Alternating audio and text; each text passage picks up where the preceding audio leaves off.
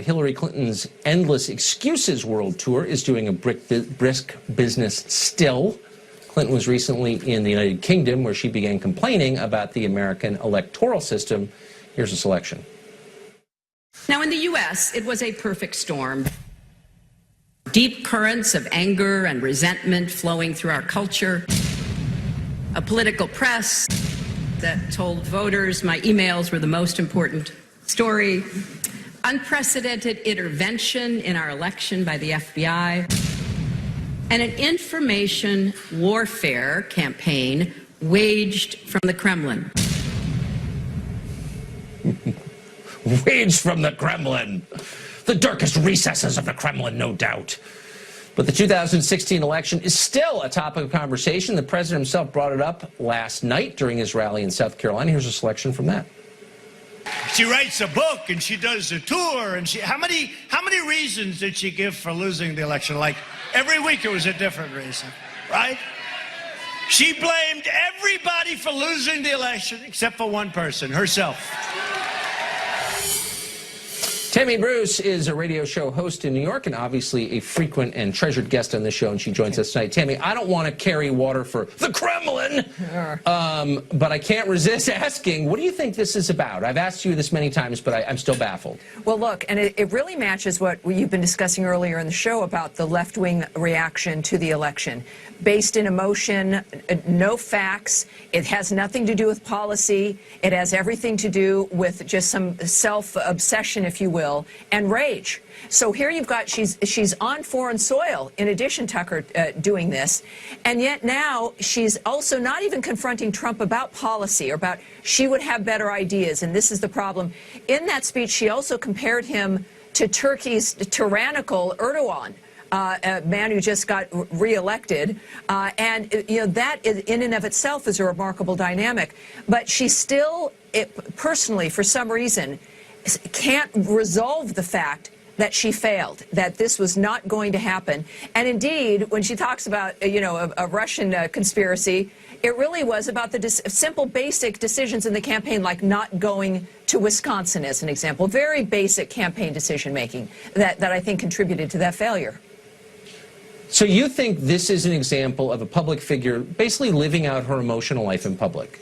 Yes, and look, as a woman, and I want women in power, and we're terrific leaders, the fact that this has become almost a stereotypical cartoon of what happens with a woman, misogynists argue that women aren't rational, that we don't look and deal with the issues properly, that we can't be reasoned with.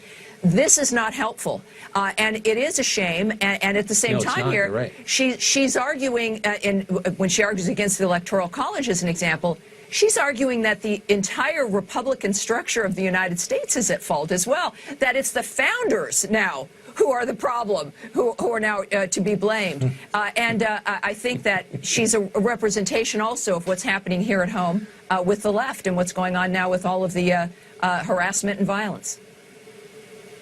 Not helpful. That is exactly right. I think candidly, a lot of people who support her probably feel that way too, but they can't admit it. Yeah. Tammy Bruce, thank you for that. Thanks for having me. Elucidation. Thank you. President Trump is heading to Capitol Hill this week to talk immigration with the GOP.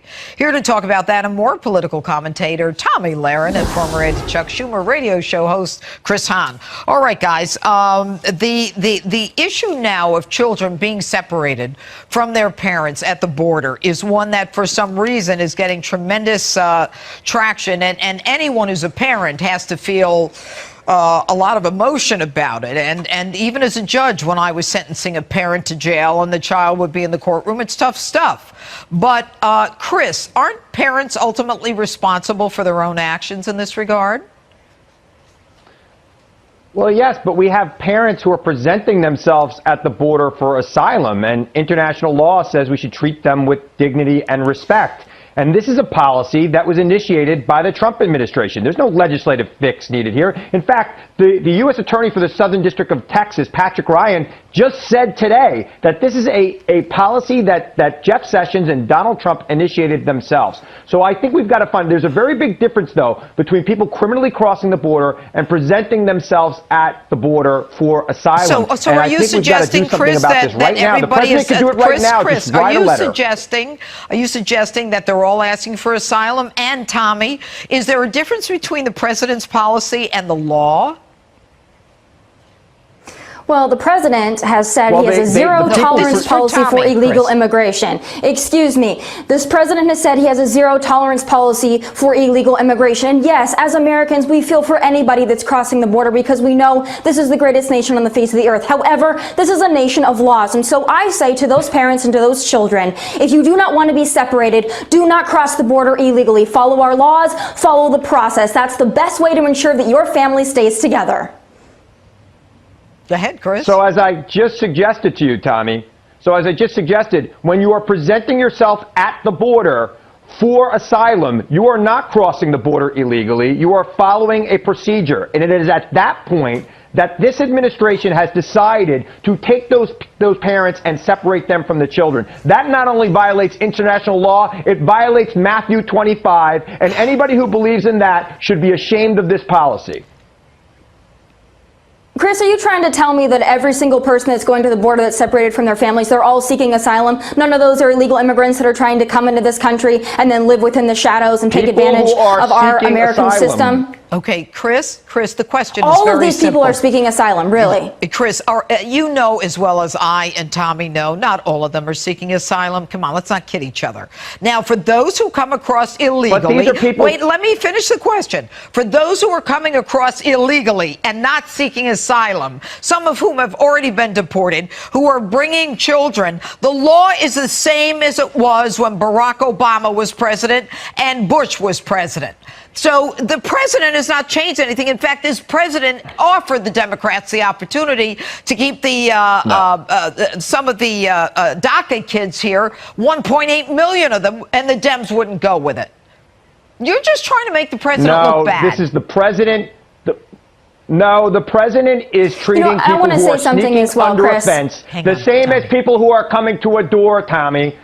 They're treating them the same, and that is not right. I want to ask you a question, Chris. This is very important because I know that you and many on your side of the aisle talk a lot about compassion, and I agree with you. We need to show compassion as a Christian. I believe in that as well. But where is the compassion for American citizens? Where is the compassion for legal immigrants living in this country that expect the rule of law to be followed and expect border security and border enforcement? Where's the compassion for those individuals? Does that not exist? Because President Trump is going to make sure it exists. That's why we elected him.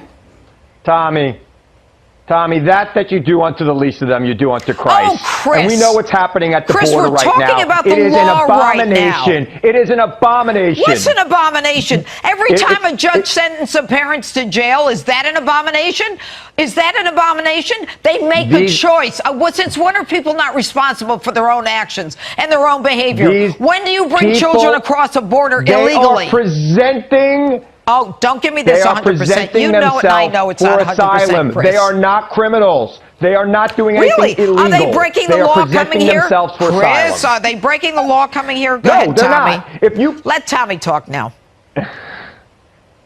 Chris, you can shout as many Bible verses as you want. I believe in the Bible as well. I believe in what you're saying about compassion. But the thing is this, you can't have a nation without a border. We need to make sure the borders are secure. I know you're going to keep telling me that all of these individuals that are crossing the border are seeking asylum, but we know that that is not true. We've got 11 to 20 million illegal immigrants living in this country, and those individuals are not seeking asylum. We have a problem at the border. This president has a zero-tolerance policy for it. So if the Democrats want to come to the table, that's fine. But here on out, this president has made it very clear. Don't come to this country and complain about the rule of law. Let me ask you a question. Let me ask you a question since you've asked me a few. Is it right when people are seeking asylum for them to be separated from their kids? Should the president stop that from happening right now? I believe first and foremost we need to make sure we have a secure border. And of course we need to deal with these individuals. We need to make sure we have a streamlined process. That also starts with a wall. That starts with border enforcement. So we can figure out who's coming over here and why they're coming over here. Right now, we don't know. You know, guys, We what don't this know who's reminds coming me into of? our country, When they seek and that's a asylum, problem, when they Chris. show up at an official crossing and ask for asylum, Chris, should they you be know treated what? differently, Chris, you're like a Tommy? broken record. We all know it's not all about asylum. Tomi True. Lahren, Chris Hahn.